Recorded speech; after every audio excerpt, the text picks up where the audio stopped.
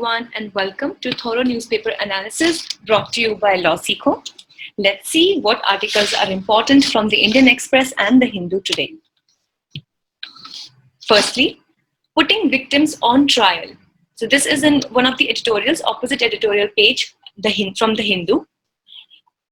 Secondly, India should believe in the European Union. So this again is another editorial from the Hindu. Third, a force for the future, which is from the Indian Express, which talks about police reforms. And fourthly, News in Flash, which talks about the important and crisp news, which is important and can be asked in our prelims exam. Here, we would like to introduce you once again to the test prep courses that we offer at LawSikho. Here, we excel in giving personal guidance, tailor-made programs for the students, special learning techniques to make it more interesting, live online classes, regular tests and mocks, regular competitions, scholarships to keep the good performing students at higher aspirations, interview guidance, and various other features that can anytime be visited on the official website of LawSikho. In the description box, a link to it has been mentioned, and we would encourage the aspirants to view them as and when required. With this, let's see that what is the multiple choice question that would deal with the context and content that we will be studying and analyzing today. The question is, bilateral trade and investment agreement is a free trade agreement between India and first, Australia, second, Vietnam, third, European Union, or fourth, ASEAN. Let's see who will be able to answer this question. And here is the descriptive question from today's context. There still exist visible patriarchal biases in the criminal justice system in India. Discuss critically the evident examples, causes, and solutions of this issue. So this answer has to be given within a word limit of 250 words, which can be very easily put up in the comment section below. And thus we encourage that the aspirants who are viewing this newspaper analysis do it, and so that LawSikho would be making an initiative to review these answers as well. With this, let's start today's discussion, which firstly talks about the patriarchal biases in the justice system. The author says that in late June, a single judge bench of Karnataka High Court granted anticipatory bail to a man accused of rape. So this actually was very controversial. And Karnataka High Court stated the reason while granting such anticipatory bail. It stated that seriousness of the offense cannot be a ground for depriving a citizen of his or her liberty. The Karnataka High Court in the stance or as a reason to its granting of this anticipatory bail said that merely the seriousness of an offense like that of a rape cannot be a ground for depriving a citizen of his or her liberty. And now here the citizen that we are talking about is the person who is accused in this particular case. But to see here critically, here, the court has said that yes, only the seriousness is not enough to deprive the other person of his right to liberty, which is under Article 21 of the Indian Constitution. But in the same place, one thing that should be analyzed and should be thought upon is that here, Karnataka High Court somehow ignored the possibility of intimidation of the complainant. Because in such cases, as that of rape cases, there is a very high chance that the accused, in order to bring the very case down or to in any way intimidate the complainant, so that the complainant, who is the rape survivor, the rape victim, is so petrified and so terrified with such threats that she takes down the very case from the court, and thus the accused is able to go clean chit. And here, this definitely could happen, and that is the very reason of not granting bail, especially in such heinous offences where there is a chance of intimidation that might occur from the side of accused to the complainant. On the similar lines and on the similar ground, the author tries to talk about various other kinds of patriarchal biases that are seen mostly in the various offences, and especially in this context, rape has been talked about in special significance. The court made inferences from behavior of the complainant, rape myth and stereotypes. Now from here we can bring out the entire discussion that will be followed now, because the Karnataka High Court said that the inferences that we are drawing from have come from the behavior of the complainant. So this is really to say a very sometimes it becomes very ambiguous, because in situations and in cases as heinous as rape, many a times the court takes into account the behavior of the complainant. Now, this definitely is very subjective, because complainants or the rape victim or survivor are different in different cases. The circumstances in each case are different. And thus, a common pattern of behavior should not be followed in order to decide the merits of the case.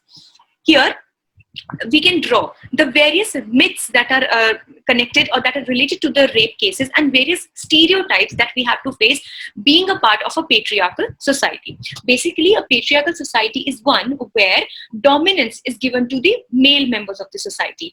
On the contrary, we have matriarchal societies as well, in which the dominance or prevalence is given to the female members of the society. But as the history also connotes, India has been a patriarchal society, and thus the author says that the impact of being patriarchal is seen very evidently even in the criminal justice system as well.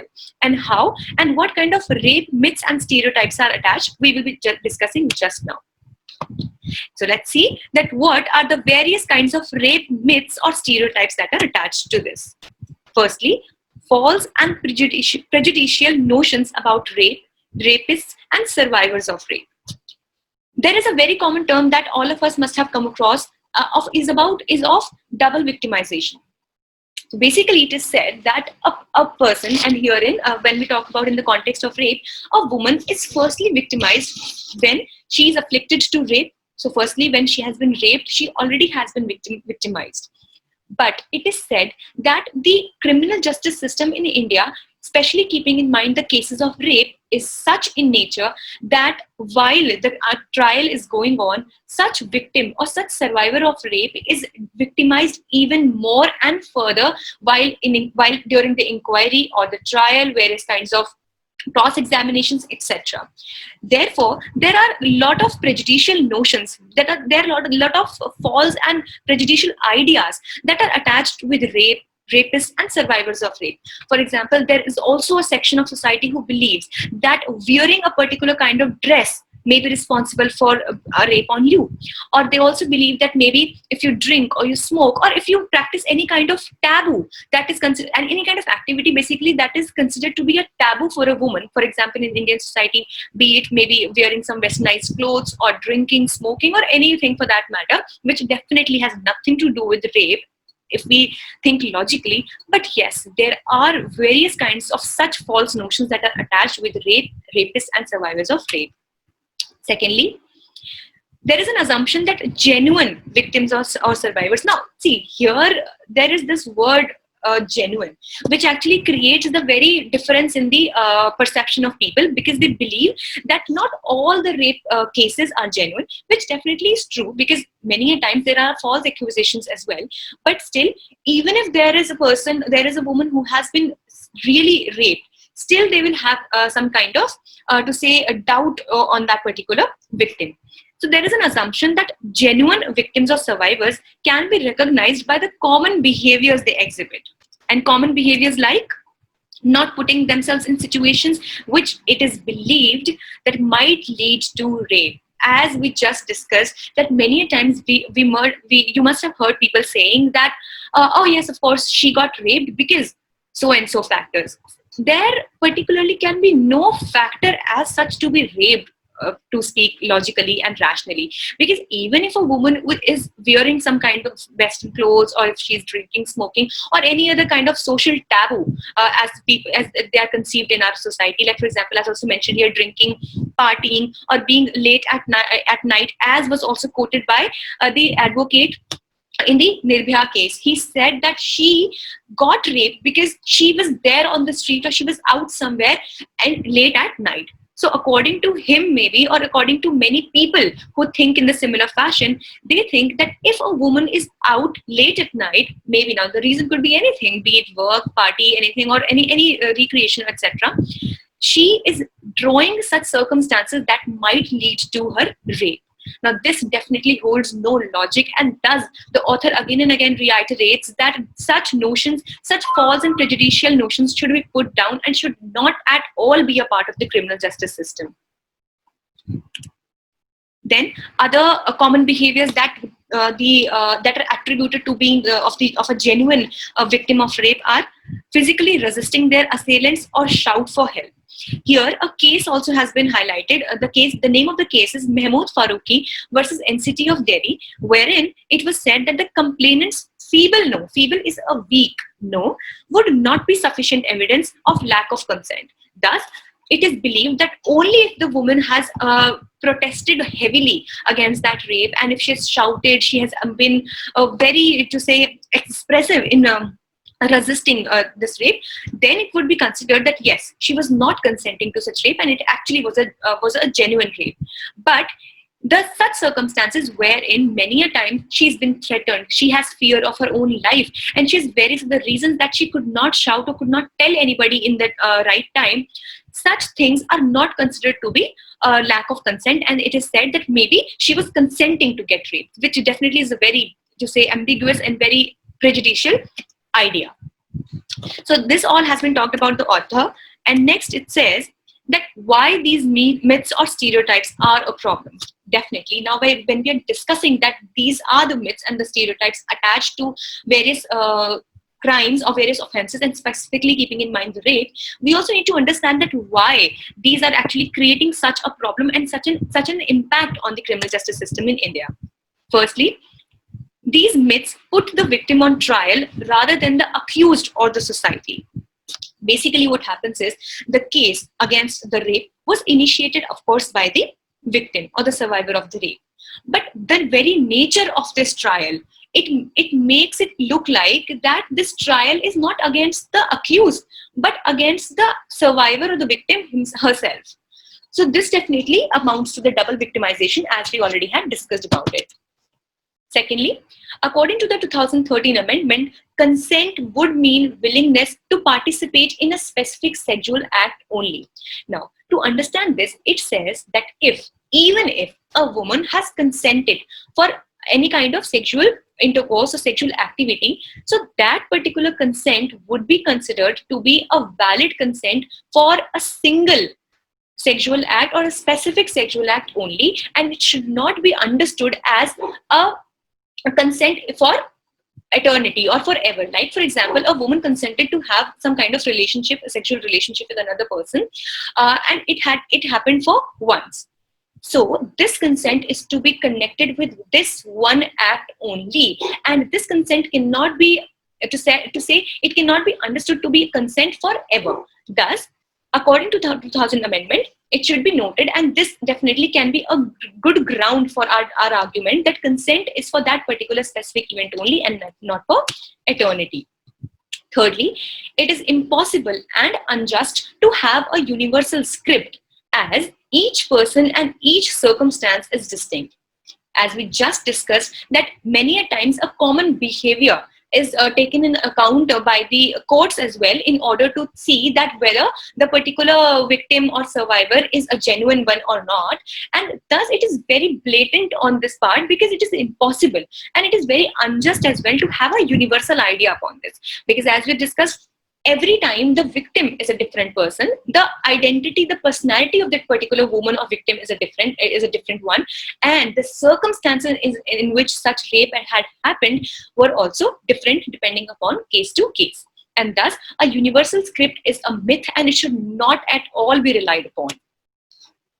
Next, it affects the reporting of sexual offenses and rate of conviction.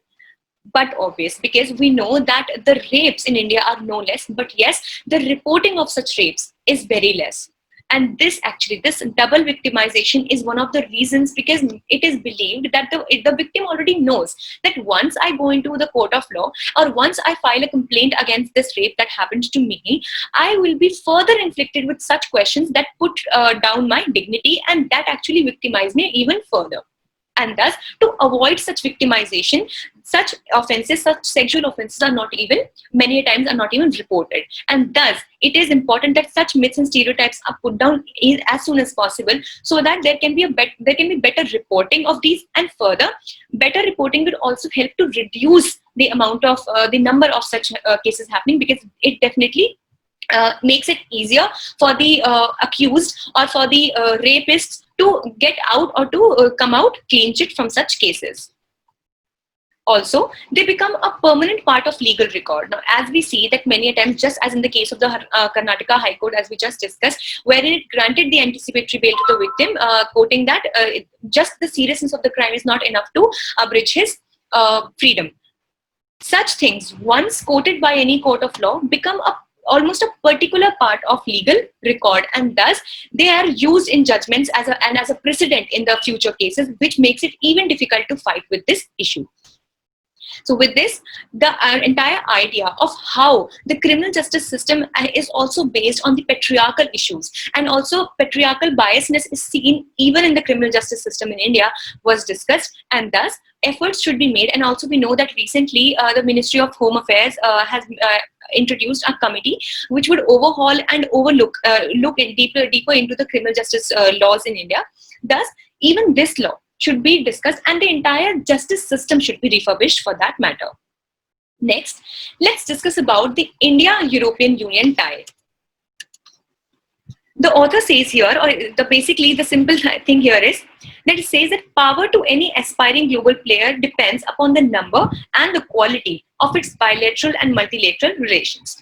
As we now know that there is no single power in this world. Yes, many a times United States of America, or then after that China and Russia might seem to be huge powers, but still this world, or the global idea that we follow nowadays, is of multilateralism. That we mean, and by that we mean that different powers come together to achieve different aims, and there is no one superpower on which all the nations would be relying and would take on orders from such superpower. So this is not the case today. Here, it should be understood that if any nation wants to be a global player and wants to become a global power, or wants to have good identity at the global level, like even India is aspiring to become one, it should make endeavors to build not only the number, first of all, but also the quality of its bilateral and multilateral relationships. As we see that India is considered to be one of the most friendly nations of the world, and it enjoys almost good relations with almost all the nations, except there are obviously some exceptions, but yes, India still enjoys good relations with most of the nations in the world. Here, on the similar line, India and the relation between India and European Union has been discussed, and that how much can we gain from a good trade deal between, or good ties between India and European Union. European Union and India have much in common, like the aim to enhance strategic autonomy and global standing.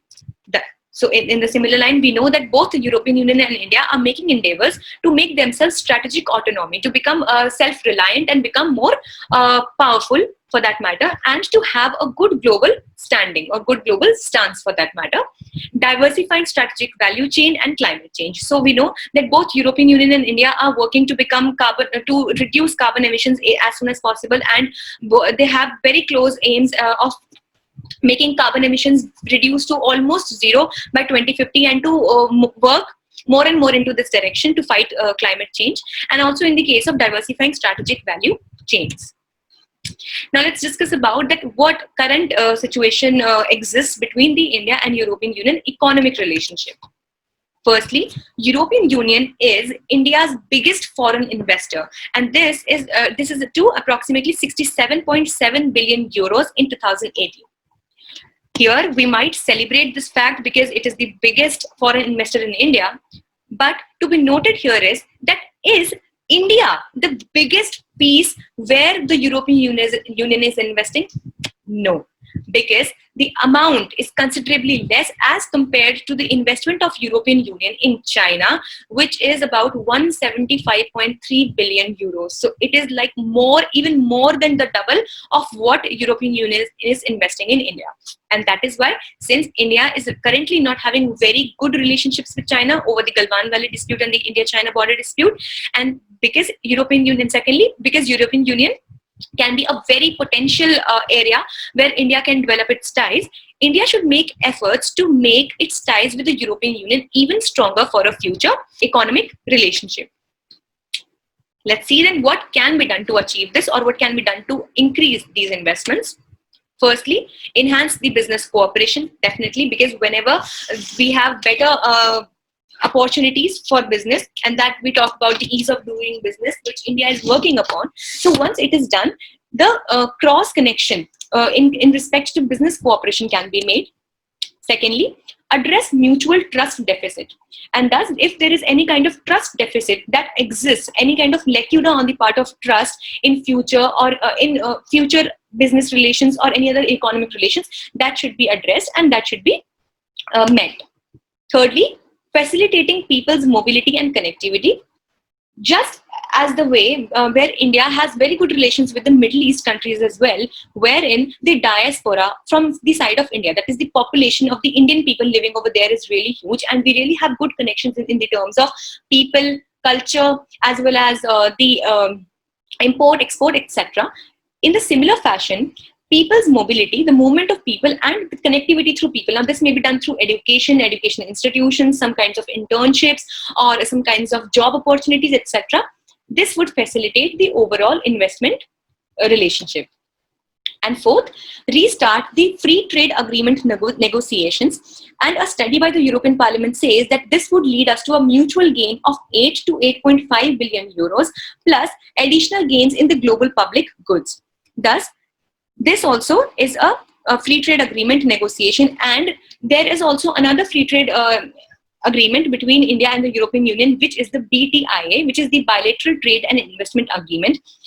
So we hope that with this you would have quenched the answer to this question that we had asked in the beginning of this session. And there is also another question for you here. We would like you to answer it in the comment section, or just to answer it to yourself first. That is Britain now a part of the European Union or not? Think upon it and answer. With this, we would move to the other article for the day, which is the third and final editorial for the day, which talks about police education and training. This is from the Indian Express. As we know that the very famous custodial death, and the issue of custodial death is in news very recently, as in Thoothukudi, which is in Tamil Nadu. The killing of two people, the son and father, in custodial death, it raised a lot of hue and cry in Tamil Nadu and in the entire nation, and demanding for reforms in the police system. And also we can connect this to the death or custodial death of George Floyd in United States of America, which was again focusing upon the police reforms. And very recently, the killing of the very famous gangster Vikas Dubey in Uttar Pradesh, and of 8 policemen in UP, brought police force under scrutiny. And people and various activists have been demanding that there must be a proper performer that the police should follow, and also there should be some set and proper reforms that should be made in the police education as well as police training pertaining to overall reforms in the police system. Let's understand that why there is a need, apart from these, why specifically there is a need for better police education and training. Firstly, lower level police officers are trained at different police universities. However, much of the force use colonial era armed tactics. What happens is that there is no proper national curriculum for this. Like we have, for example, if we talk about the IPS officers that are in the Indian police services, so all of them, they go through a similar procedure. First, they have to take upon the UPSC civil services exam, and once they clear it, they get trained into set academies, be it the Labasna or the other academies. So there is a proper procedure for that, and thus a uniformity can be seen in them. But on the contrary, other police education and training that are for the lower level police officers are trained, and they are done at different police universities, and due to which the outcomes that we have in hand are quite different and diversifying.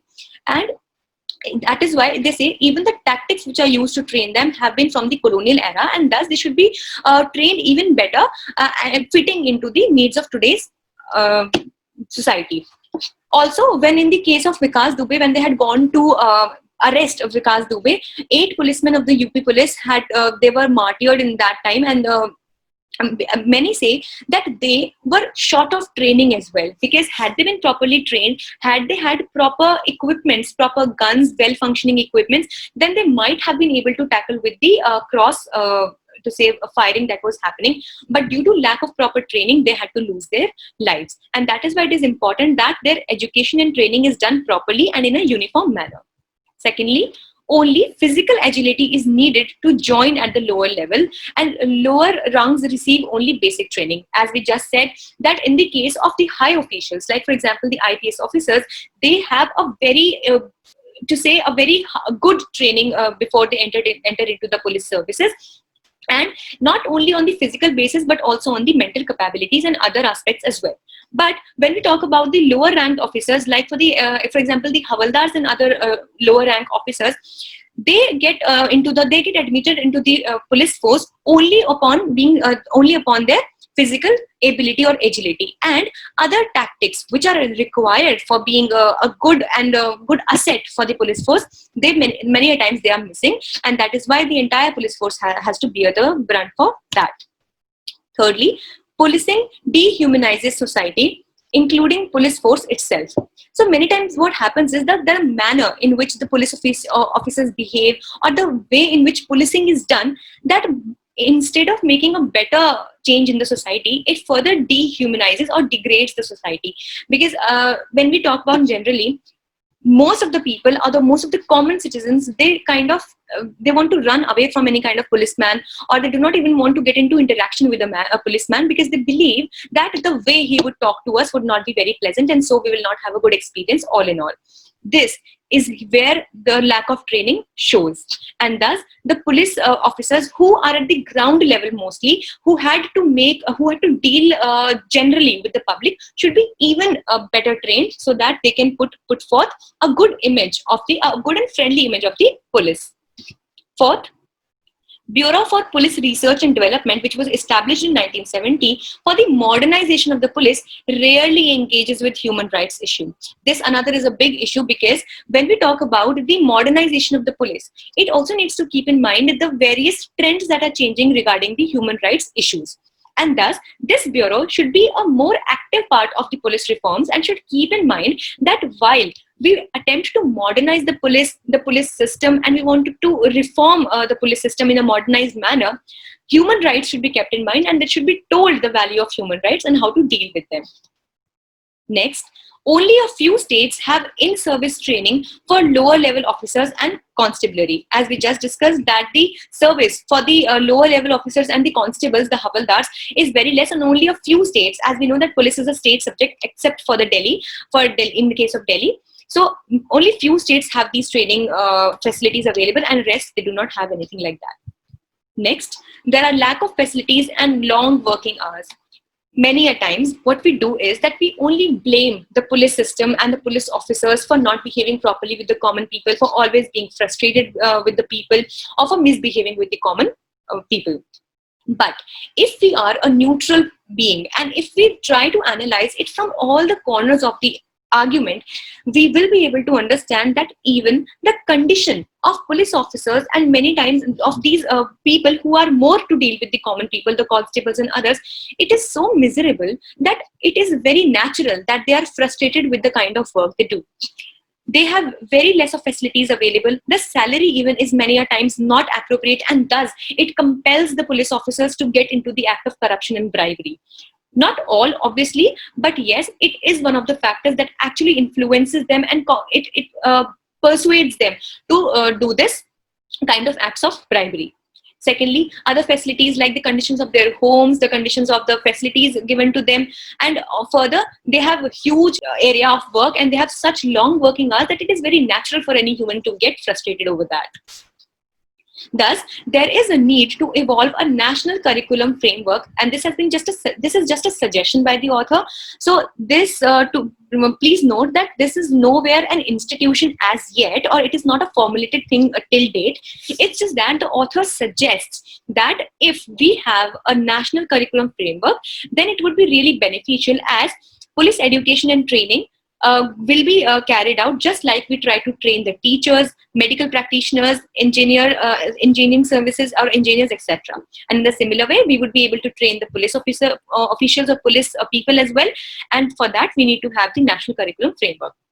Thus, if at any time such a question arises about the police reforms, this can be quoted as a suggestion that this can be sought to in order to bring the police reforms and make the entire system uniform. With this, we would be heading towards the last segment of our news analysis for today, which is the news and flash section. Firstly, World Youth Skills Day was on 15th July yesterday, as we also discussed extensively about the importance of enhancing skills in the youth if you want to be self-reliant or Atmanirbhar. And it was a very extensive discussion yesterday. You may definitely go and see yesterday's news analysis as well. And it should be remembered, this could also be a prelims question, that on which date is the World Youth Skills Day celebrated. So it is on the 15th July. It is observed to raise awareness about the importance of technical, vocational, educational training and development of other skills, as we just discussed yesterday. 70% of the world's learners are affected by schools closures across education levels. Recently, due to the lockdown that has been caused due to the COVID-19 pandemic, all of these vocational training institutes and other bodies that work for the education and vocational training of the youth and for enhancing the skills of the people, 70% of the learners from these institutions or these training centers have been affected due to the lockdown, and thus it is important that more emphasis is laid on the enhancement of skill.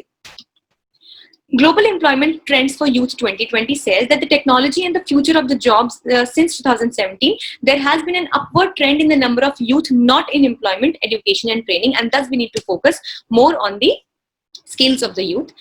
Also, another thing that should be recalled and remembered from prelims point of view is that what is the theme for the World Youth Skills Day for the year 2020?